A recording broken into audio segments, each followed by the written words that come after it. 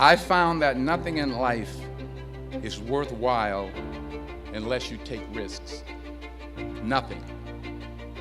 Nelson Mandela said, "There is no passion to be found playing small and settling for a life that's less than the one you're capable of living." Now, I'm sure in your experiences in school and applying to college and picking your major and deciding what you want to do with life, I'm sure people have told you to make sure you have something to fall back on. Make sure you got something to fall back on, honey. But I never understood that concept, having something to fall back on. If I'm going to fall, I don't want to fall back on anything except my faith. I want to fall forward. I figure at least this way I'll see what I'm going to hit. Fall forward. This is what I mean. Reggie Jackson struck out 2,600 times in his career, the most in the history of baseball. But you don't hear about the strikeouts. People remember the home runs. Fall forward. Thomas Edison conducted 1,000 failed experiments. Did you know that? I didn't know that. Because the 1,001st was the light bulb. Fall forward. Every failed experiment is one step closer to success. You've got to take risks, and I'm sure you've probably heard that before, but I want to talk to you about why that's so important. I got 3 reasons, and you can pick up your iPhones. First, you will fail at some point in your life. Accept it. You will lose. You will embarrass yourself. You will suck at something. There's no doubt about it. And I know that's probably not a traditional message for a graduation ceremony, but hey, I'm telling you, embrace it, because it's inevitable. And I should know. In the acting business, you fail all the time. Early on in my career, I auditioned for a part in a Broadway musical. Perfect role for me, I thought, except for the fact that I can't sing.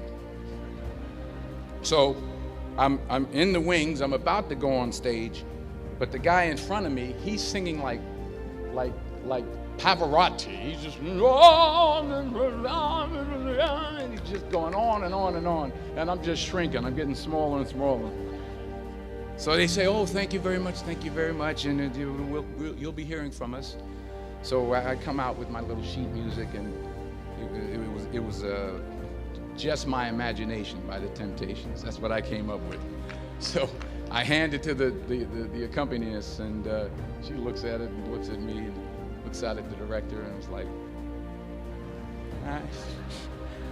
So I start, I'm going to sing. I'm like, it's just my imagination once again, and they're coming away with me. And I'm not saying anything, so I'm thinking I'm getting better. So I just start getting into it. It was just running. This, thank you very much, Mr. Washington. Thank you. So I assumed I didn't get the job. But the next part of the audition, he called me back. The next part of the audition is the acting part of the audition. So I'm like, hey, okay, maybe I can't sing, but I know I can act. So they pair me with this guy, and again, I didn't know about musical theater. And musical theater is big, so they can reach everyone all the way in the back of the stadium. And I'm more from a realistic, naturalistic kind of acting where you actually talk to the person next to you. So I don't know what my line was. My line was, well, hand me the cup. And his line was, well, I will hand you the cup, my dear. The cup will be there to be handed to you.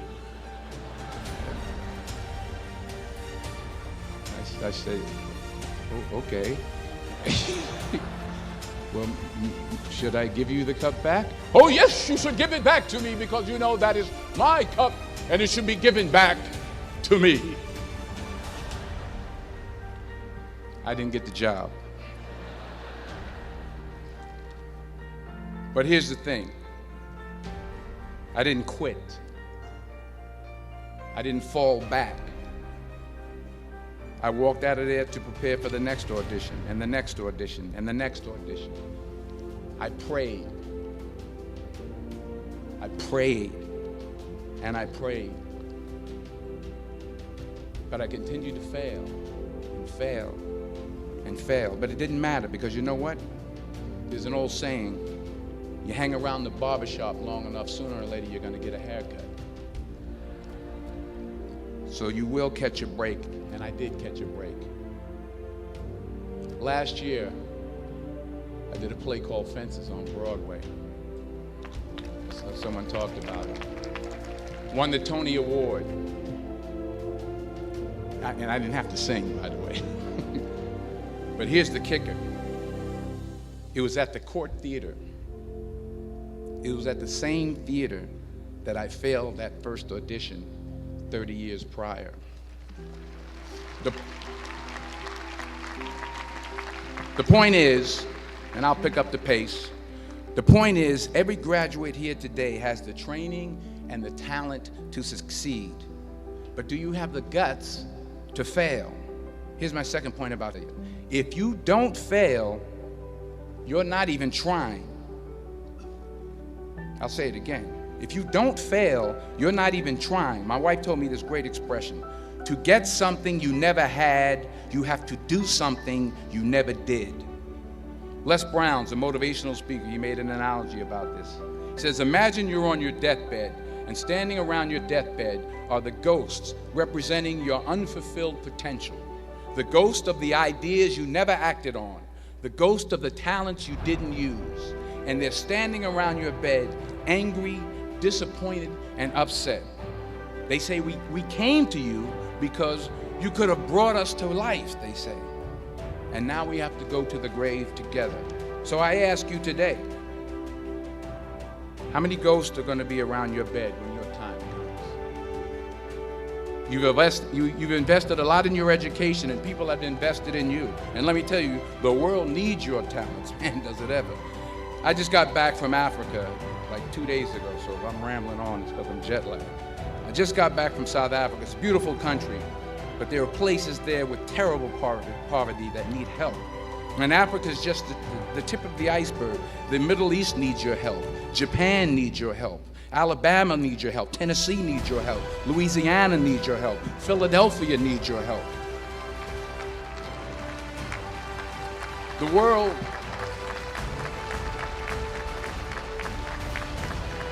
world needs a lot, and we need it from you. We really do. We need it from you young people. I mean, I'm not speaking for the rest of us up here, but I know I'm getting a little grayer. We need it from you, the young people. Because remember this. So you got to get out there. You got to give it everything you got, whether it's your time, your talent, your prayers, or your treasures. Because remember this. You will never see a U-Haul behind a hearse.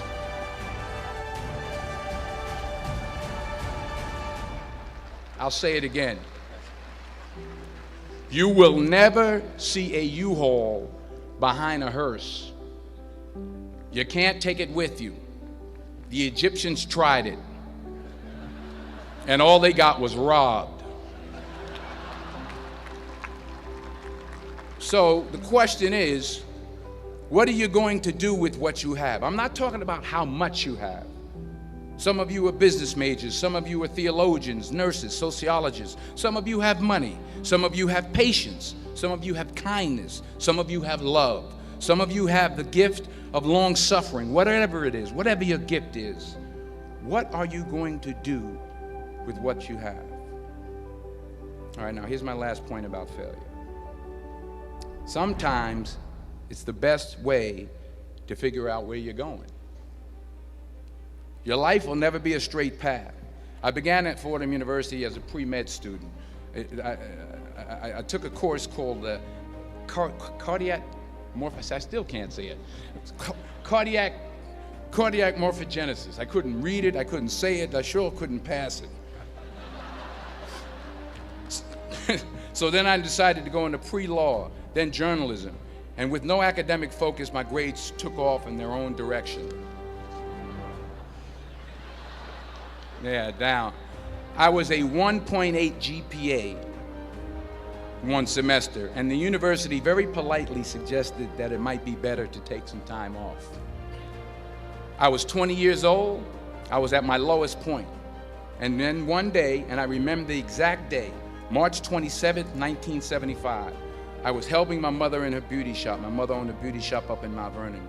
And there was this older woman who was considered one of the elders in the town. And I didn't know her personally, but I was looking in the mirror, and every time I looked at the mirror, I could see her behind me, and she was staring at me.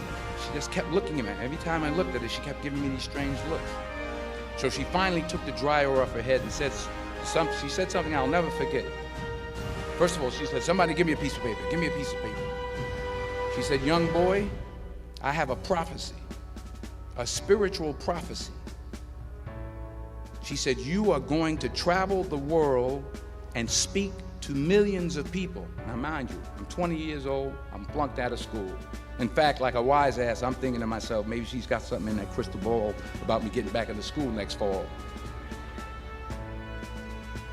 But maybe she was on to something, because later that summer, while working as a counselor at the YMCA camp in Connecticut, we put on a talent show for the campers. And after the show, another counselor came up to me and asked, "Have you ever thought about acting? You're good at that." So when I got back to Fordham that fall, I got in and I changed my major once again for the last time. And in the years that followed, just as that woman prophesied, I have traveled the world and I have spoken to millions of people through my movies. Millions who up till this day couldn't see me, who up till this day I couldn't see while I was talking to them, and they couldn't see me, they could only see the movie. They couldn't see the real me. But I see you today, and I'm encouraged by what I see. And I'm strengthened by what I see. And I love what I see.